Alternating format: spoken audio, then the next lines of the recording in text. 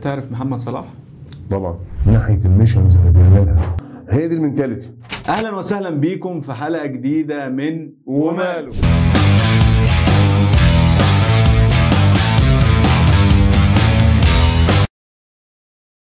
ايه الاخبار؟ عامل ايه يا دكتور؟ انت ايه اخبارك؟ الحمد لله تمام زي الفل. عايز اسالك سؤال مهم جدا. وماله. تعرف محمد صلاح؟ طبعا. مش قصدك على محمد صلاح بتاع ليفربول؟ بالظبط. تعرفه؟ طبعا. بس عندي معروف سؤال. شخصيا طبعا. مالكش علاقه بيه؟ لا خالص. طيب. صحيح صلاح وصلاح بس مش اخوات يعني. ايوه. ده تشابه صلاحات. ايوه بالظبط. طيب ازاي تبقى محمد صلاح في شغلك؟ ايه رايك في الموضوع ده؟ موضوع يستحق الدراسه طبعا، وزي ما عموما يعني بندرس دايما حياه الناس الناجحين والناس المشاهير، وطبعا هو حياته جديره جدا بان تدرس والعوامل اللي وصلته لكده طبعا. بس انك تبقى في حياتك محمد صلاح او في شغلك محمد صلاح، ما هو في سؤال مهم: في انهي مرحله من مراحل محمد صلاح؟ وهل هو اداؤه اتغير من ناحيه الميشنز اللي بيعملها من هو صغير في مرحله المجاولين العرب لمرحله سويسرا لتشيلسي لفرونتينا لروما لليفربول؟ التغيرات اللي بتحصل، هل كانت الظروف اللي حواليه هي اللي بتتغير بس وهو بيبني في نجاحه وسكته ماشيه زي ما هي، ولا هو بيغير من نفسه في حاجات والتغيرات دي كانت ايه؟ كل ده جديد بالدراسه. انا هجاوبك او مش هجاوبك، انا بس ليه بسال السؤال ده؟ ليه بسال سؤال محمد صلاح؟ محمد صلاح في فتره من الفترات استضافوه برنامج وراح اتكلم عن المينتاليتي. ده عمل بوليك والناس اتضايقت جدا من كلمه مينتاليتي. يعني انت عندك مخ واحنا ما عندناش مثلا، مع ان هو بمنتهى البساطه جاوب بكلمه واحده هي العقليه. هو قالها بالانجليزي فالناس اتضايقت، هو يمكن قال العقليه كانت الناس اتبسطت. بس في فعلا فرق كبير بين محمد صلاح، لان محمد صلاح مختلف عن حتى المحترفين اللي لعبوا قبل كده. يعني احمد حسام ميدو ده والده ساعده انه يبقى موجود مثلا في الاحتراف. لو بصيت على اي محترف تاني لعب في منتخب مصر شويه وتعرف فبالتالي احترف، لكن محمد صلاح جابها من تحت وطلع من نادي المجاولين. يعني ما طلعش مثلا من حته وماشي في مسار ما كانش سهل.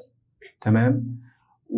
وهو بيمشي، ناس كتيره بتمشي في نفس المسار زيه وبتوع بدري.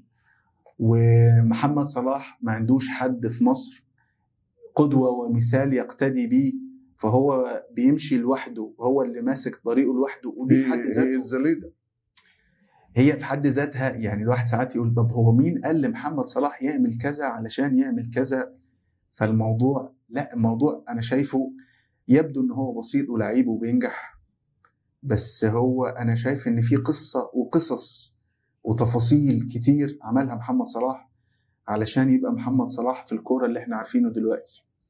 تمام. الكورة دي الاند برودكت، المنتج النهائي، المستوى اللي انت بتشوفه ده الناتج النهائي. ده 2%، في 98% شيء صعب جدا وسنين ومجهود جبل التلج. ناس كتير مش شايفة اللي تحت الجبل ده ايه، شايفين بس الحتة اللي من فوق. لكن في حكاية كبيرة محمد. والغريبة بقى في الحكاية دي ان هي مش مستخبية. محمد صلاح ما اعتقدش ان هو بيخبي حاجة معينة، كل حاجة ان الناس شايفاها. فقصته ممكن تبقى برضو يعني تبقى ملهمة لناس كتير طبعا، وممكن تبقى مستفزة لناس كتير. اشمعنى انت تنجح وانا ما انجحش؟ صح ولا لا؟ مش بتلاقي ناس كتير ملهمة. انا اعرف افهم ملهمة طبعا ملهمة، لكن مستفزة ازاي؟ ما فهمتكش. في فترة من الفترات كانت الناس بتهاجم محمد صلاح في مواقف معينة. ده كتير. سواء مواقف بس عارف ده له علاقة بايه؟ بالاكسبكتيشنز. ودي نقطة مهمة ان لازم نتكلم عنها النهارده. هو ليه علاقة بالاكسبكتيشنز. هو له فانز على مستوى العالم في كل حتة، واحنا كمصريين بنعشم في بعض. احنا عندنا الفاليو بتاعت العشم دي كبيرة. بالظبط. كويس. وسواء العشم ده مبرر او غير مبرر، وفي محله او في غير محله. بالظبط. واللي قدامك يقدر يعمله او ما يقدرش يعمله. احنا برضو عايزين نتكلم في نقطة الاكسبكتيشن دي قبل ما نتكلم في محمد صلاح. ان محمد صلاح هو فاهم كويس ان هو لعيب كورة، لا اكتر ولا اقل.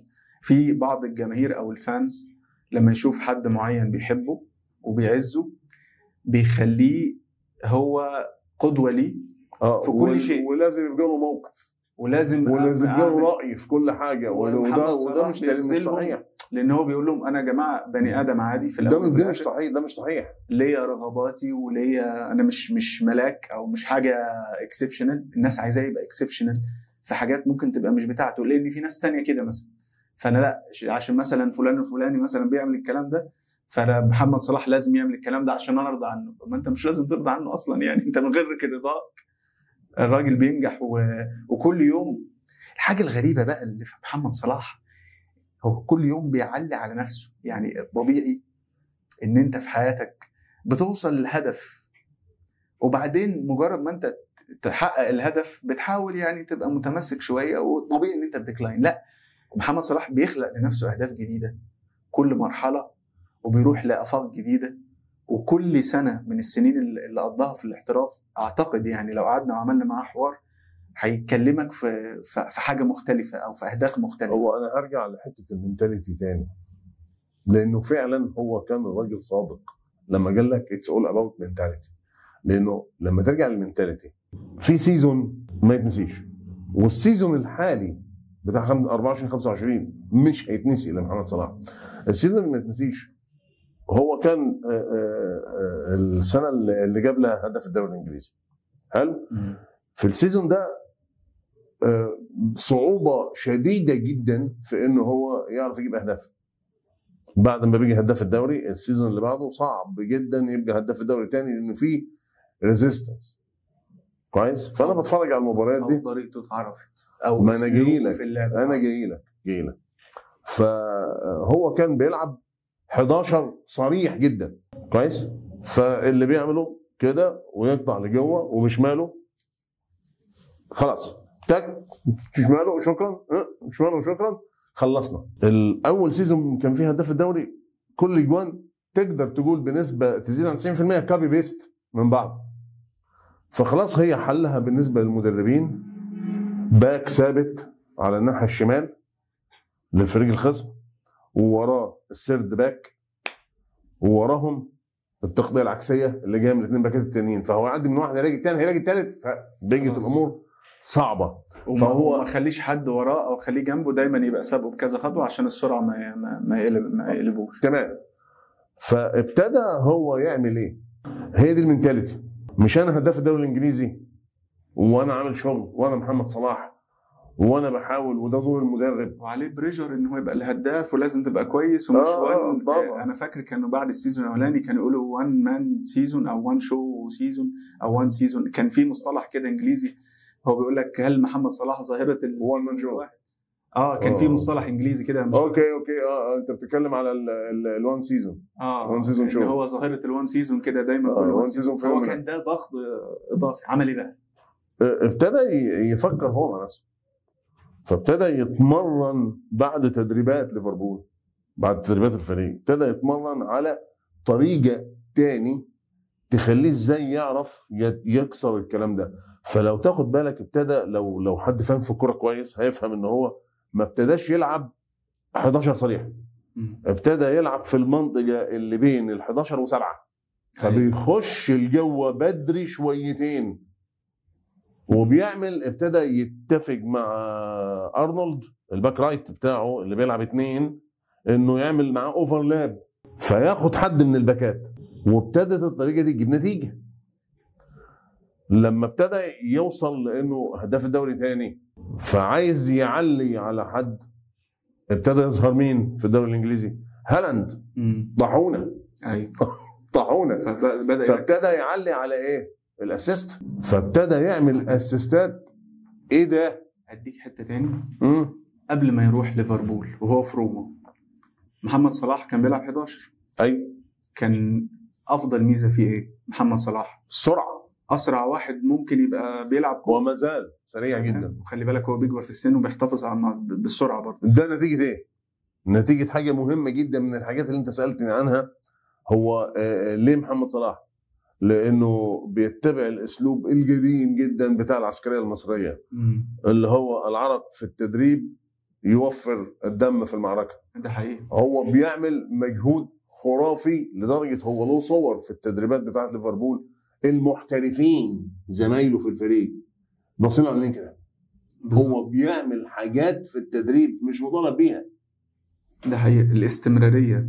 محمد صلاح كان هو بيتكلم في الحلقه بتاعه المينتاليتي، كان بيقول انا كل بعد ما الناس تمشي انا بكمل تدريب لوحدي، او انا باجي قبل التدريب وبخلص بعد التدريب، وليه حصه اضافيه بيعمل بيها تدريبات لحاجات معينه. كل فتره التدريبات دي بتتغير على حسب ما هو عايز ايه.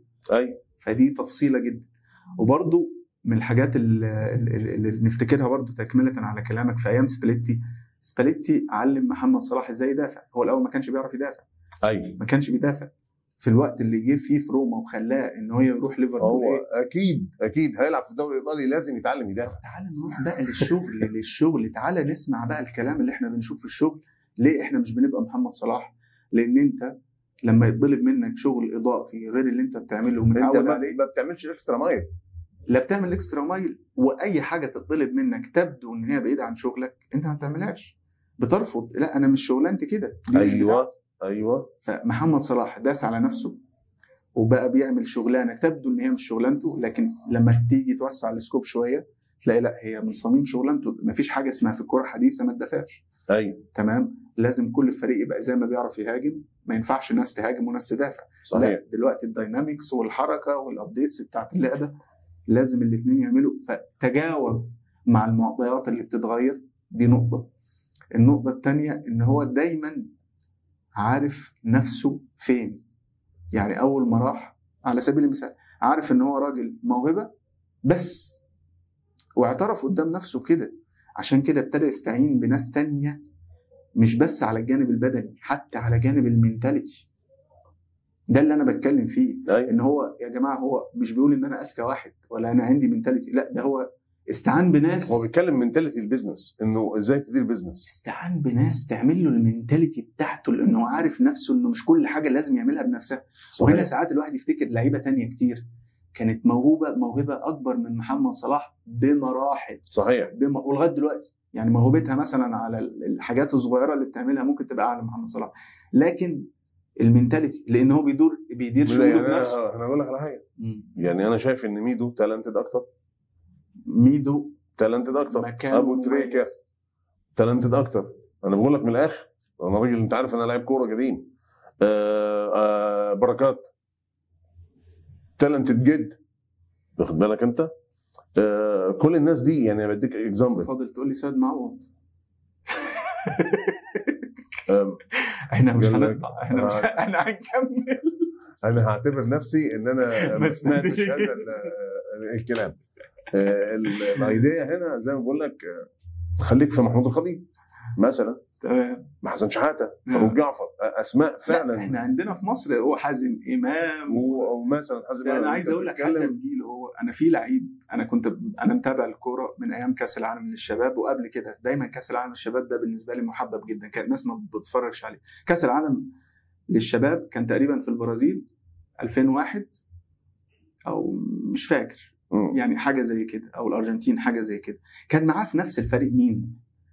محمد ابراهيم. في ناس كتيره ما تعرفش مين محمد ابراهيم. تالنتد جدا كان في الوقت ده. لما تيجي تتفرج على الماتشات دي هتلاقي محمد ابراهيم حد مجتهد بالمناسبه، حد يعني زي اي لاعب مصري كويس. يعني ده زي يعني محمد ابراهيم بالظبط. بس لو اتفرجت على الماتشات دي هتلاقي اللي كان شايل الفرقه في كاس العالم للشباب هو محمد ابراهيم. بساط، جري، احترافيه، ترقيص، رؤيه. كان بيلعب 10 صح كده؟ بيلعب 10. محمد صلاح بالمناسبه كان بيلعب وينج شمال مش يمين. ياخد الكره ويجري ويشوط الكره وتطلع في الزمن. عشان هو زمان يعني ما كانوش بيستغلوا الحته دي، او كانت دي طرق المدربين. محمد صلاح يجري يشوط الكره يجري. ايه محمد صلاح ده ما هو كان في الاول قال لك انا اتعلمت من سباليتي ازاي اقف، مش القصه ان انا اجري. القصه امتى اقف واستغل الكوره. قال لك انا كانت ميزتي سرعتي، فقال لك الراجل ده قال لك لا انا مش عايزك تجري، انا عايزك تقف. هو قال كده في لقاء محمد صلاح، قال لك انا كنت هتجنن يعني ايه اقف، انا ميزتي في سرعتي. قال له ما انت لما بتجري انت وصلت للخط ومش عارف تعمل كنترول على نفسك، لا تقف ولا عارف تعمل كنترول على الكوره عشان ترفعها صح ولا سرعتك مش مديه فرصه لعينك تبص تشوف، عشان هترفع لمين تعمل الاوفر كروس لمين مش شايف. فبالتالي انت لازم تعرف توقف امتى وتبص امتى وترفع امتى. قال لك هنا دي تتعلمها في روما. بالظبط. و اللي انا اخده من الكلمه بتاعتك يا دكتور ايهاب، ان فكره ان انت تدرس او تعترف ان انا في نقطه فيا مش كامله، ده منتاليتي طبعا. يعني هي الفكره ان انت وانك تلجأ لتيم ورك. لا انا هاخد الكلام ده كله واقلبه بقى على الشغل، لان احنا سؤالنا في الاول ايه؟ ازاي تبقى مع صلاح في شغلك كتير، وانا واحد. طيب الكونسيستنسي، البريزيستنسي، المنتاليتي بتاعت تو فيس رياليتي، خليك واقعي وتعرف تشوف نفسك بانصاف. ايوه، وفيس رياليتي. ايه المراكز القوه اللي عندك ومراكز الضعف، وتعمل ايه في الاثنين. يعني ازاي انت تحسن مراكز القوه بتاعتك وتخليك ان انت دايما تبقى مميز فيها، زي موضوع السرعه، ازاي تحافظ عليها بافضل وقت. والحاجه الثانيه ان انت تعرف ايه المشاكل بتاعتك وتعالجها، وممكن بعدين ان انت تحلها. النمره اللي بعد كده الاستمراريه، في انك انت مش استمراريه بس، يعني الكونسيستنسي والبريزيستنسي مش بس في التحسن. نمره 5 هي دي الاصعب، ان انت في اي شغل من الشغل لما بتشتغل كتير بيبقى عندك خبره في الشغل، وعندك معرفه، وعندك مهارات في الشغل. ان انت تستمر في الابداع في الشغل وتطور في نفسك، دي مهاره بتبقى صعبه. وخلي بالك من اصعب الحاجات اللي يعملها الانسان هي الاستدامه، الكونتينيتي. وعشان كده وينستون تشرشل رئيس وزراء بريطانيا في الحرب العالميه الثانيه قال لك انه failure is not fatal و success is not final. continuity count. الاستمراريه. انت مش هتتحاسب على الفشل لانه مش قاتل، ومش هتتحاسب على النجاح لانه مش نهائي. بالظبط. اللي هتتحاسب عليه هو الاستمراريه. الاستمراريه ايه؟ استدامه ايه؟ استدامه التطور للافضل. بس ايه تاني بقى عشان اي حد ياخد محمد صلاح مش في الكوره، في حياته او في شغله؟ ايه تاني؟ انه اللي في مصلحه التيم انا معاه. يعني لما تبص تلاقي الموسم ده لغايه اللحظه دي 75% من القوة الهجومية لليفربول أول الدوري الإنجليزي وأول الدوري الأوروبي لغاية اللحظة دي المتصدر، أو دوري الأبطال، مش دوري دوري الأبطال. سوري، أنا قلت دوري الأوروبي. الدوري الأوروبي ده بتاع الدول، لكن لا ده دوري الأبطال، شامبيون ليج، متصدر الشامبيون ليج ومتصدر الإنجليزي. 75% من القوة الهجومية محمد صلاح، يا هدف يا أسيست. ولسه امبارح وهم بيلعبوا مع إيفرتون هو هدف وأسيست.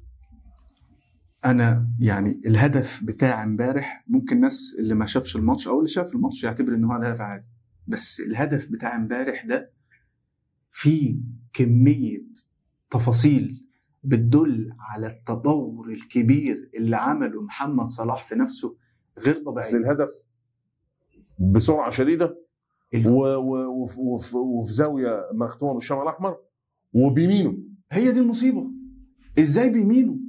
بص، بيمينه ممكن تبقى في اتقيز وجايه متصلح بيمينه ماشي، لكن بيمينه وبسرعه وتحت ضغط وفي زاويه بيمينه. لا، وبيمينه اللي افهمه ان الاشول او اللي انا اعرفه يمينه ميت. يعني مارادونا، ميسي، نادرا لما تشوف جون بيمين ميسي حلو. ممكن تلاقي جون بس مش حلو.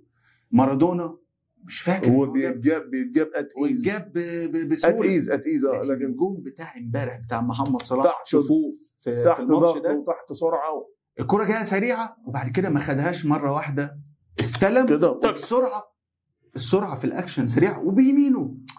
والكرة على فكره ما كانتش مرتاحه تحت رجله، كان لازم يرجع. كان لازم يعملها هي مش متبصاله وهي راجعه من كان غلطه، جاله غلطه، بس هو استلمها وعمل مرجعها برجله اليمين اللي هي مش الرجل الاساسيه بتاعته بطريقه. لا ده يقول لك ما ده معناه انه بيتمرن على يمينه بكتير، لانه في فتره ليه فتره بيجيب جون بيمينه كويس. فده معناه انه بيتمرن بيلعب بيمين. على فكره هو نادرا، انا ما شفتش حد بيلعب اشول بيلعب بيمينه في العادي يعني. فهو بيلعب بيمينه، لكن هو يلعب بيمينه، عايز اقول لك في ناس باليمينها لو هو ايمن في نفس المكان مش هيجيبها برضه، وناس لعيبه منتخب ممكن مش ناس عاديه. فلا هو ده تطور رهيب وصل له. طيب احنا لو نفتكر محمد صلاح في المراحل العمريه بتاعته، انا شايف ان من اهم الحاجات السبب نجاحات محمد صلاح ديديكيشن وديزيشن، او قرارات كان بياخدها. هو ديسايسيف، خلي بالك هو ديسايسيف، هو عنده قدره على اتخاذ قرار حلوه جدا ومن صغره. ده حقيقي يعني. القرار احنا الاول كان في المقاولين قرار ان هو يروح بازل، ما كانش مفروش بالورود. لا ورود كانش مفروش. هو قرار انه يلعب في المجاولين اصلا ما كانش مفروش بالورود. ايوه. قول لي بقى ايه القرار اللي فرق؟ يعني ايه كل مرحله القرار ايه اللي خلاه ياخد القرار، او المينتاليتي، او الحاجه اللي خلته. المينتاليتي هنا واضحه بالنسبه لي جدا. فاكر قصه تطلع بره؟ كلمتك فيها انا. المشروع اللي معمول بتاع اطلع بره، انا عامل مشروع في سنه 25 اطلع بره منطقه الراحه. هو ما راحش يدور على بلديه المحله برغم ان هو من الغربيه. ايوه يعني هو من الغربيه، ما راحش لعب في بلديه المحله ولا في غزل المحله ولا في طنطا. لا، راح لعب في المجاولين. طب المسافه شوف كام ساعه كان بيركب كان بيركب 4 مواصلات 4 ساعات. حلو كده.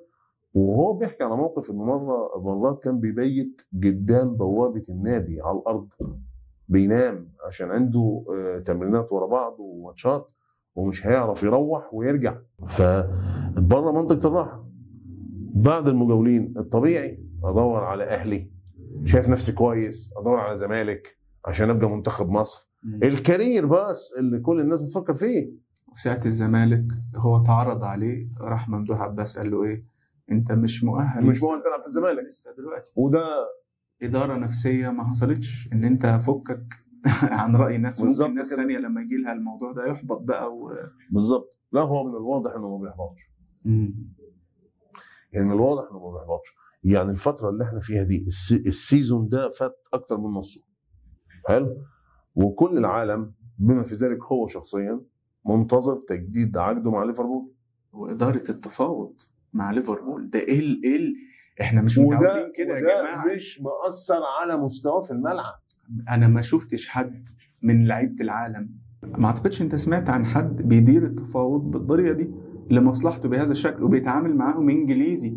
ما هم انجليز. لا هو بيتعامل انجليزي مع الانجليز. ما هو راجل المنطقي ده راجل عربي ومصري وحليوه، وانت حبيب النادي وابن النادي وانت ليفربول وهتضيع ارقامك ولا كأني جدا. كل يوم يطلع بعد الماتش انا للاسف مش هكمل معاكم، انا مش عارف ايه. يا ابن اللعيبه انت بتجيب طاقه للكلام ده ازاي؟ بتعملها ازاي؟ ده الواحد لا مؤاخذه بيبقى شغال في مكان مش بيديله مرتب اخر الشهر، ما بيعرفش يعمل. ممكن يكون مش هو اكيد المينتاليتي بتاعت التيم اللي وراه ده اكيد.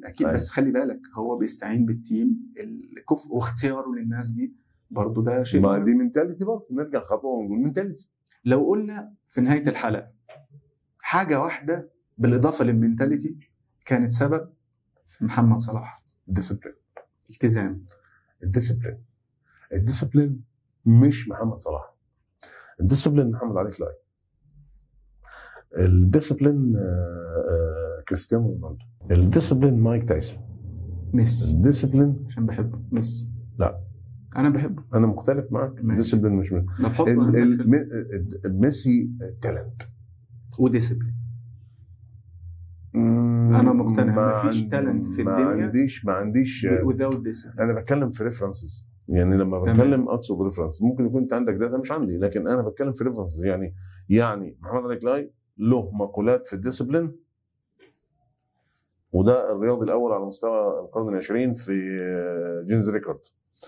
وعندك كريستيانو رونالدو له مقولات في الديسيبلين، مايك تايسون نفس الكلام، وصلاح. الديسيبلين الالتزام. لو كل واحد ملتزم في شغله ممكن يبقى مش ملتزم في شغله يا باشا. الديسيبلين في حياتك انك انت تحافظ على اللي يخليك بكره احسن من النهارده كل يوم. كان في لقاء مع رونالدو بيقولوا له كل الناس عايزه تبقى رونالدو، تنصحنا بايه؟ قال له you asking me about the road, this is the road map, discipline, it's not easy. هو مش سهله. it's not easy.